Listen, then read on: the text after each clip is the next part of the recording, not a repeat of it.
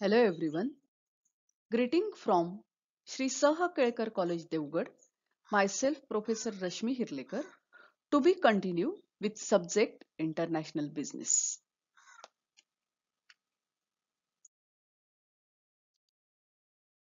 In previous lecture we have discussed about what is International Monetary Fund.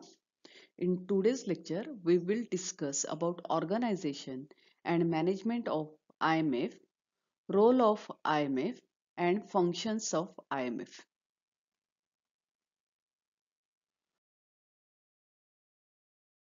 International monetary fund याविषयी आपण मागील लेक्चरमध्ये ऐकलं. IMF स्थापन करायची ही कल्पनाच मुळी Bretton Wood system Bretton Wood conference मध्ये मांडली गेली 1944 ला. तोपर्यंत 2 महायुद्ध झालेली होती. 2 महायुद्धामुळे जगात सर्व एकूण ग्लोबल लेवलची आर्थिक व्यवस्था मोडकळीस आली होती आणि त्यामुळे सर्व जगातल्या देशांना पुन्हा त्यांची पुनर्उभारणी करणं यासाठी IMF अस्तित्वात आली आणि त्यानुसार IMF ची ऑर्गनायझेशन आणि मॅनेजमेंट कशी असावी हे ठरलं. The international monetary fund has board of governor's.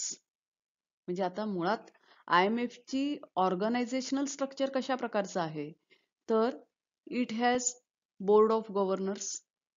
म्हणजे IMF मध्ये बोर्ड ऑफ गव्हर्नर्स असतात.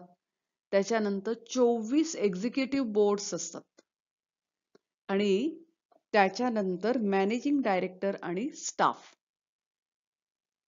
Thus, the fund has board of governors, 24 executive directors and managing directors and staff.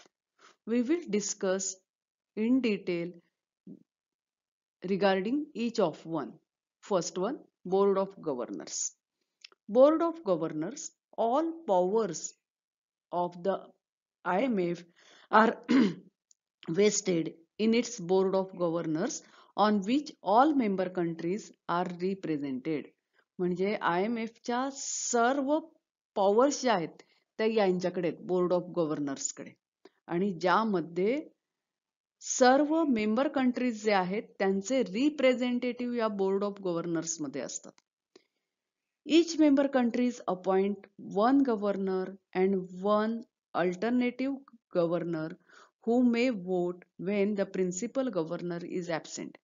म्हणजे प्रत्येक देशाचा एक गव्हर्नर या बोर्ड ऑफ गव्हर्नर्स मध्ये असतो आणि दुसरा अल्टरनेटिव्ह गव्हर्नर्स असतो. का तर सपोज हा जो मेन गव्हर्नर आहे, प्रिन्सिपल गव्हर्नर आहे, तो ऍबसेंट असेल तर अशा वेळेला वोटिंग करण्याची गरज निर्माण झाली तर अल्टरनेटिव्ह गव्हर्नर वोटिंग करण्याचा अधिकार असतो.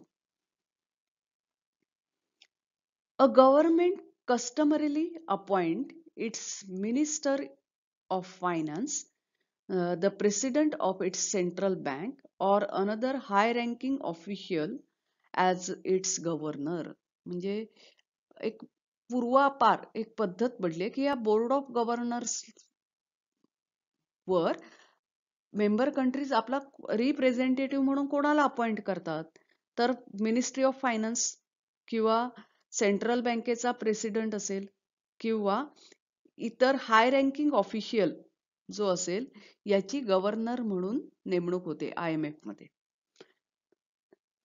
नेक्स्ट रचना काय आहे? Executive board. The 24 executive directors and 24 alternates of IMF are responsible for funds general operation. बघा मेन पॉवर्स इथे वेस्टेड आहेत. जनरल ऑपरेशन साठी एक्झिक्युटिव्ह बोर्ड तर 24 एक्झिक्युटिव्ह डायरेक्टर्स रिस्पॉन्सिबल असतात IMF च्या जनरल ऑपरेशन साठी. They functions in continuous session at funds headquarter. म्हणजे funds headquarter कुठे आहे? Washington DC. तिथे हेडक्वार्टर आहे. तिथे ते सातत्याने काम करत असतात. And meet as often as business require, usually several times a week. म्हणजे किती दिवसांनी भेटतात असा जर प्रश्न विचारला तर as often as business may require, म्हणजे व्यवसायाच्या गरजेनुसार वारंवार ते भेटत असतात. सेव्हरल टाइम्स अ वीक, म्हणजे आठवड्यातनं अनेक वेळा ते भेटतात. Of the 24 executive directors, 5 are appointed by the countries having largest quotas. 24 जे एक्झिक्युटिव्ह डायरेक्टर्स आहेत त्या 24 पैकी 5 ची अपॉइंटमेंट कोण करतं, तर ज्या देशांचा कोटा जास्त आहे, लार्जेस्ट कोटा, त्या देशांचे रिप्रेझेंटेटिव्ह या 5 याच्यात असतात. आता कोणत्या देशांचे, which countries having largest quotas, कोणत्या देशाचा कोटा जास्त आहे, तर United States of America, Japan, Germany, France and United Kingdom म्हणजे इंग्लंड. अँड अदर 19 मेंबर्स, 24 पैकी 5 गेले, 19 राहिले, are elected by regional group of remaining member. म्हणजे काही प्रादेशिक ग्रुप मधला एक रिप्रेझेंटेटिव्ह असा अपॉइंट केला जातो. The IMF managing director also serves as chairman of executive board. IMF चा मॅनेजिंग डायरेक्टर जो असतो तो एक्झिक्युटिव्ह बोर्डचा चेअरमन म्हणून काम पाहतो. Next structure, managing director and staff. Managing director, who is chosen by executive directors, is responsible for conduct of ordinary business of fund. हे managing director रोजचे व्यवसाय कंडक्ट करण्यासाठी रिस्पॉन्सिबल असतात आणि यांची हे कोण निवडतं, एक्झिक्युटिव्ह बोर्ड यांची नेमणूक करतं. He is appointed for 5 years term and may not serve concurrently as a governor or executive directors of the IMF. बघा, 5 वर्षासाठी मॅनेजिंग डायरेक्टर ची नेमणूक होते आणि लगेचच तो एक्झिक्युटिव्ह बोर्ड किंवा बोर्ड ऑफ गव्हर्नर वर त्याची अपॉइंटमेंट होत नाही. मे नॉट सर्व कॉन्करंटली, म्हणजे त्याच वेळेला मॅनेजिंग डायरेक्टर आहे आणि त्याच वेळेला एक्झिक्युटिव्ह बोर्डवर आहे आणि बोर्ड ऑफ गव्हर्नर्सवर आहे असं होत नाही. As governor or executive directors of a IMF, the managing director chairs meeting of executive directors. हा जो मॅनेजिंग डायरेक्टर आहे तो एक्झिक्युटिव्ह डायरेक्टर्सची मीटिंग त्याचा चेअरमन होऊ शकतो. But may vote only in case of tie. पण वोटिंग राईट कधी येतो त्याला, जर टाय होत असेल, म्हणजे समसमान मतं मिळत असतील तर एका बाजूने मतदान करण्याचा अधिकार त्यावेळेला या मॅनेजिंग डायरेक्टरला असतो. Now we will discuss about role of IMF. The organization's objectives are stated in articles of agreement are as follows. विद्यार्थी मित्रांनो, ज्या वेळेला तुम्हाला रोल ऑफ IMF हा प्रश्न विचारला जातो त्यावेळेला सुद्धा तुम्ही हेच आन्सर द्यायचंय. If they ask you objective of IMF, you have to answer the same. काय आहे? The first one, to promote international monetary cooperation through consultation on international monetary problem. बघा, आंतरराष्ट्रीय आर्थिक समस्या ज्या असतील त्या समस्यांवर चर्चा करून आर्थिक सहकार निर्माण करणं, वेगवेगळ्या देशांमध्ये आर्थिक सहकार निर्माण करणं हा मेन ऑब्जेक्टिव्ह आहे IMFचा. Second, to facilitate expansion and balance growth of international trade. आंतरराष्ट्रीय व्यापार वाढवणं, त्याच्यानंतर बॅलन्स ग्रोथ होणं सगळ्या देशांची. To promote high level of employment and real income.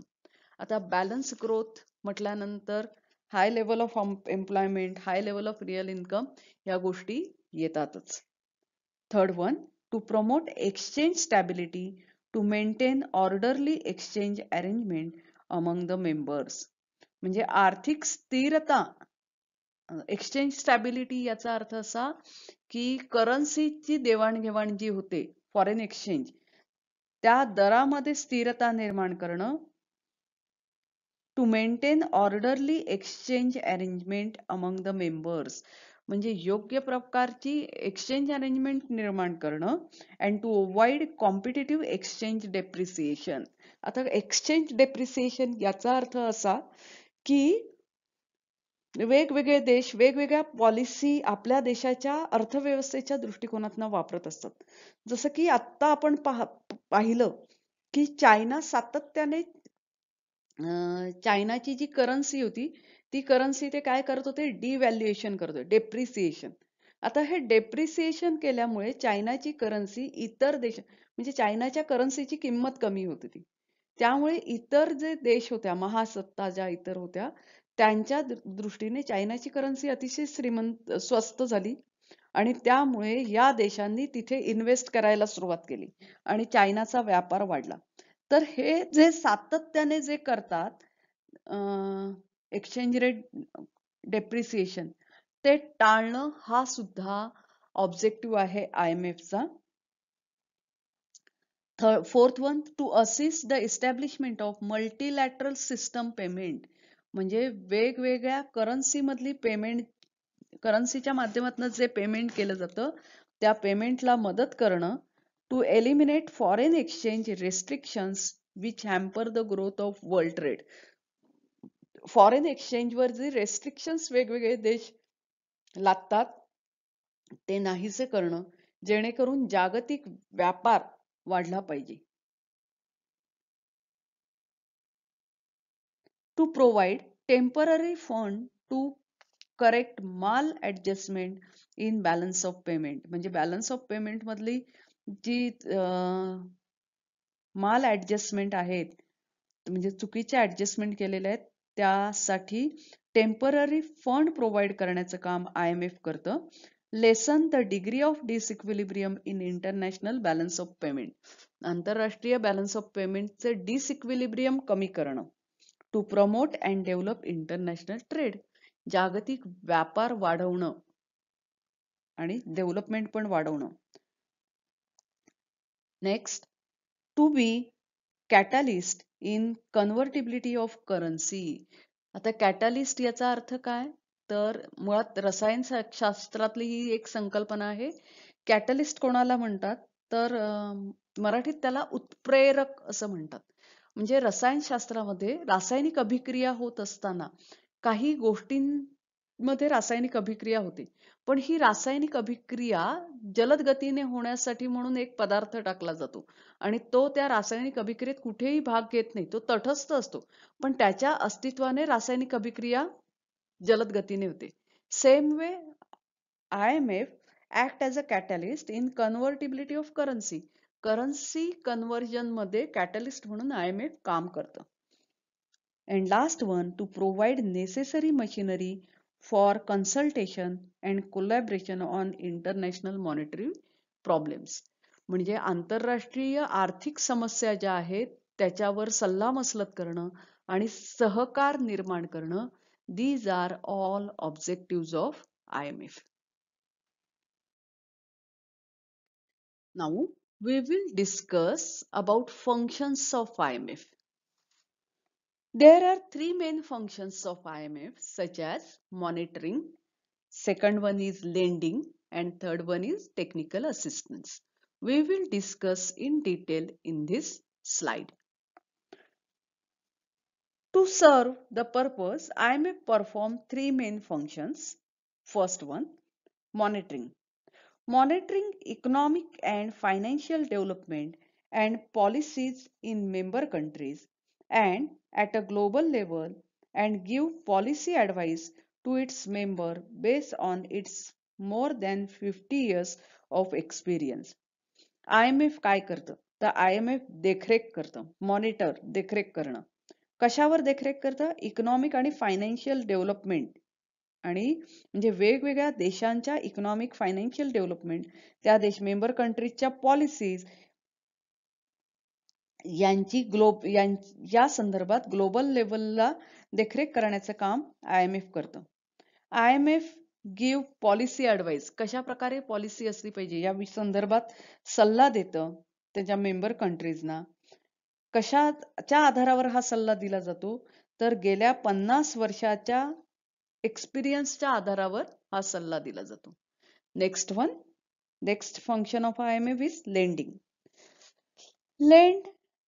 IMF lend to member countries which have balance of payment problem, not just to provide temporary finance but support adjustment and reform policies aim at correcting underlying problem. म्हणजे IMF कर्ज देतं member कंट्रीजना. कशासाठी? The balance of पेमेंट्सच्या संदर्भातली समस्या ज्या देशामध्ये आहे त्या देशांसाठी कर्ज द्यायचं काम IMF करतं. अँड रिफॉर्म पॉलिसीज, त्या देशांच्या पॉलिसी ज्या आहेत त्या रिफॉर्म करण्याचं काम, सपोर्ट ऍडजस्टमेंट म्हणजे ऍडजस्टमेंट ज्या असतील काही कराव्या लागत असतील त्याला सपोर्ट करणं, पॉलिसी नवीन तयार करणं आणि करेक्टिंग अंडरलाईंग प्रॉब्लेम म्हणजे जी समस्या आहे ती त्या समस्येचं समाधान शोधण्याचं काम IMF करतं.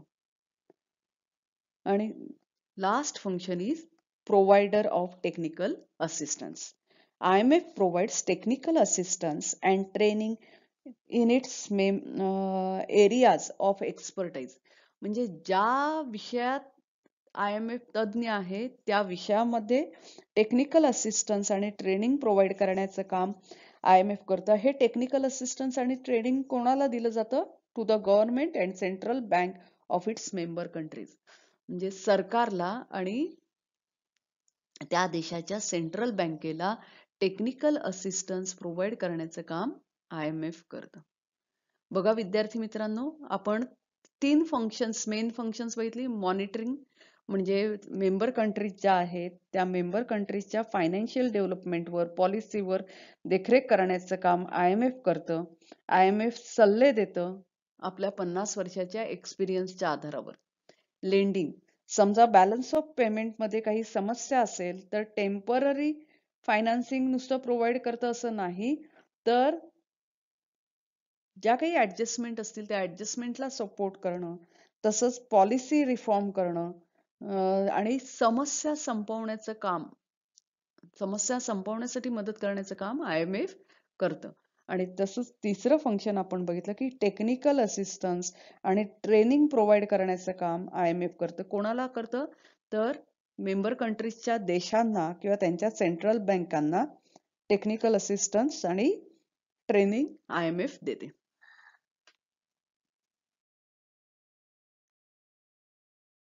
तर विद्यार्थी मित्रांनो, आज आपण organisational structure of IMF, organisational structure and management of IMF याविषयी चर्चा केली. IMFचा ऑर्गनायझेशनल स्ट्रक्चर ही 3 लेयर आहेत. बोर्ड ऑफ गव्हर्नर्स, हे जे आहेत बोर्ड ऑफ गव्हर्नर्स, इथे मेन पॉवर IMFच्या असतात एकवटलेल्या. एक्झिक्युटिव्ह बोर्ड आणि तिसरा प्रकार होता मॅनेजिंग डायरेक्टर्स. आपण IMFचा रोल बघितला, म्हणजे ऑब्जेक्टिव्ह काय आहेत, तर आंतरराष्ट्रीय मॉनिटरी कोऑपरेशन ला प्रोत्साहन देणं, नंतर चर्चा करणं, मॉनिटरी समस्या असतील त्या सोडवण्यासाठी प्रयत्न करणं, बॅलन्स ग्रोथ होणं म्हणजे वेगवेगळ्या देशांचा व्यापार वाढणं, त्यांची बॅलन्स ग्रोथ होणं, एक्सचेंज रेट स्टॅबिलिटी निर्माण करणं, मल्टीलॅटरल पेमेंट सिस्टम इस्टॅब्लिश करण्यासाठी मदत करणं, तसंच बॅलन्स ऑफ पेमेंट मधल्या माल ऍडजस्टमेंट करेक्ट करणं, आंतरराष्ट्रीय व्यापाराला प्रोत्साहन देणं, करन्सी कन्व्हर्टिबिलिटी मध्ये कॅटॅलिस्ट म्हणून काम करणं आणि mechanism machinery provide necessary machinery for consultation and collaboration of international monetary problem. आंतरराष्ट्रीय मॉनिटरी प्रॉब्लेम्स असतील तर योग्य मशिनरी प्रोव्हाइड करणं कशासाठी? For consultation and collaboration. तसंच 3 मेन फंक्शन्स सुद्धा आज आपण बघितले. IMF मॉनिटरिंग करतं, लेंडिंग करतं and it provides technical assistance and training to its member countries government और central bank. So thank you for today. Happy learning to you. We will meet again. In next lecture we will discuss about World Bank.